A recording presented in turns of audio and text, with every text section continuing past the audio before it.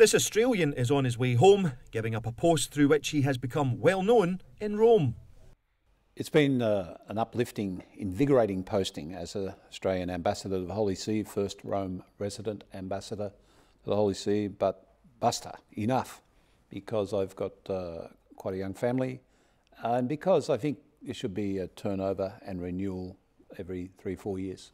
It's certainly getting to meet some very wonderful and very senior people, starting with the Holy Father, Pope Benedict XVI, but many beavering away behind the scenes, below the radar screen, who are the most dedicated, dynamic people. And you learn a great deal from them as you move around this eternal city of Rome and beyond. And so personally, that's been an absolute delight, plus the chance in winter on Saturdays to complete writing a book, Trains Unlimited in the 21st Century, because when my family's not here, it was a chance just to lock up and put the research down in writing on that and a few other subjects. On the professional front, pursuing 3 issues: religious freedom, interfaith dialogue, Christian, Muslim, Buddhist relations and the like. Very important for Australia and Australia's relations with Indonesia, the largest Muslim population nation in the world, and the issue of food security and the coming world famine. Becoming a familiar face in the crowd at Vatican events, like this ordination of seminarians from the North American College to the diaconate last October, or the resurrection of this steam train last summer to raise money for Caritas. Taking part in so many events, he says, is one of the benefits of being a resident ambassador in Rome. It is so much easier to do the job if you are on the ground here in Rome. The Vatican is not an entirely closed ship, but you have to know where to look, which conferences to attend, which contacts to pursue.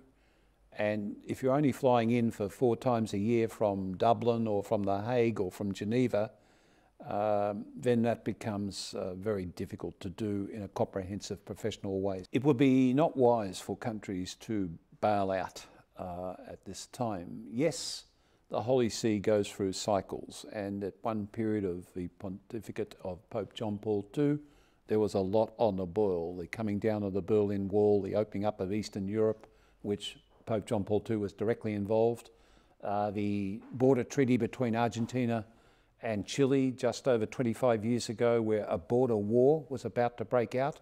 Again, Pope John Paul II, the Holy See, fully involved. There's a good deal of information, although not too much should be made of that flowing through the hub of Rome, best tapped by having embassies here. Yes, the number of Rome resident ambassadors will fluctuate. It probably is possible that 1 or 2 may drop off during this period of great economic difficulty.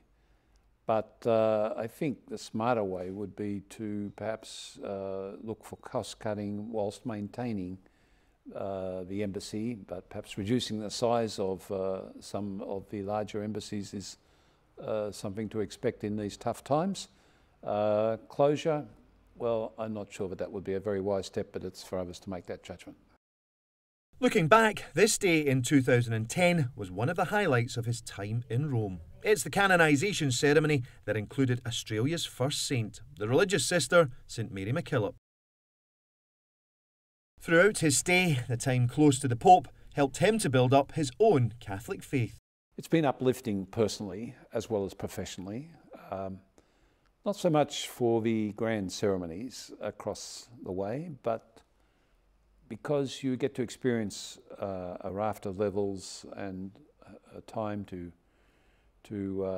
attend many conferences which relate to spirituality and the like, but also to go to a place called Cara Vita Church, which happens to be where Wolfgang Amadeus Mozart once played in Rome, next to Saint Ignazio. There's a mass on English on Sundays at 11 a.m.